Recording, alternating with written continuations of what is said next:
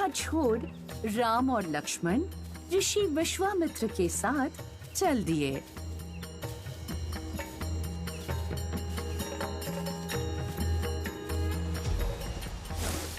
उन्होंने अंग राज्य में एक रात बिताई।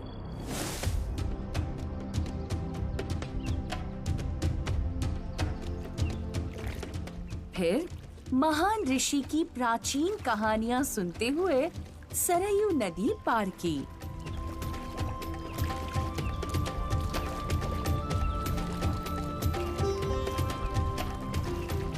ये जंगल इतना भयानक क्यों दिख रहा है?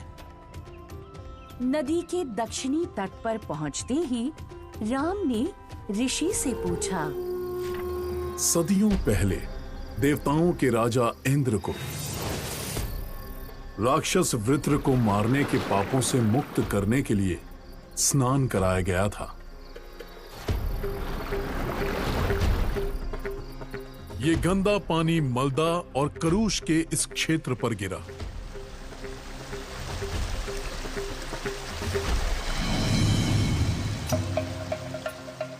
और इंद्र पाप मुक्त हुए। इंद्र ने प्रसन्न होकर दोनों क्षेत्रों को समृद्धि का आशीर्वाद दिया।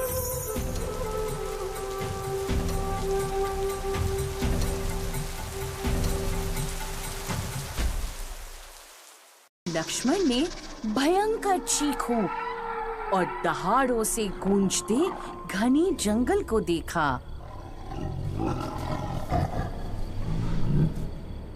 लेकिन कुछ वर्षों पहले सब बदल गया।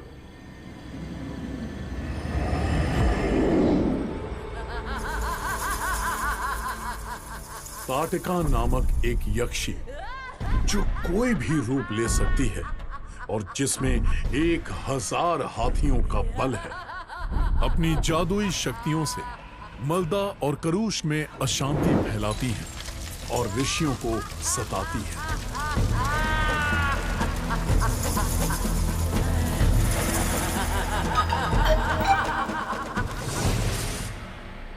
राम, तुम अपनी शक्तियों से उसके आतंक को समाप्त करो और इस भूमि को फिर समृद्ध बनाओ। राम ने ऋषि की बात ध्यान से सुनी, लेकिन वो ताटका पर हमला करने में झिझके, क्योंकि आखिरकार वो एक महिला थी। उस महिला की हत्या के बारे में चिंता मत करो। वो क्रूर है, आदमखोर है, वो दूसरों को परेशान करती है। भावी राजा के रूप में तुम्हारा कर्तव्य है कि तुम ऐसे कार्य करो जिनसे समाज का हित हो। यही तुम्हारा परम धर्म है। पिताजी ने आपके निर्देशों का पालन करने का आदेश दिया है। आप जैसा कहेंगे मैं पालन करूंगा। अपने धनुष को मजबूती से पकड़कर राम ने उसे ताना।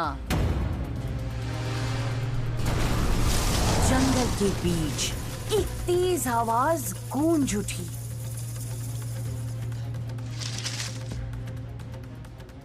इतनी तेज कि दूसरे छोर पर ताटका चौंक गई। क्रोध से पागल होकर वो पेड़ों को चीरते हुए ध्वनि के स्रोत की ओर दौड़ पड़ी।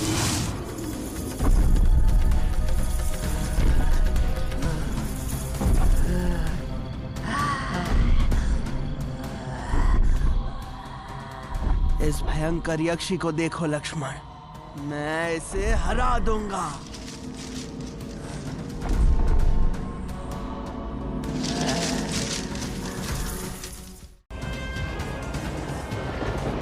ये सुन ताटका और भी क्रोधित हो उठी। वज्र के समान तेजी से वो राम की ओर झपटी।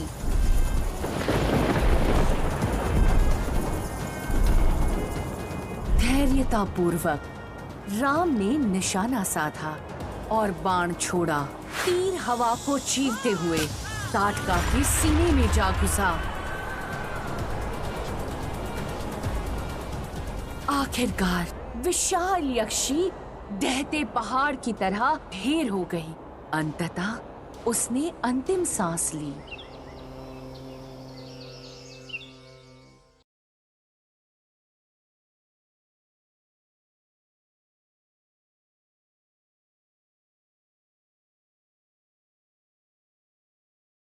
वापि सगंधर्वोरगान् भुवि हे अमित्रान् प्रसह्याजो वशीकृत्य जयिष्यसि।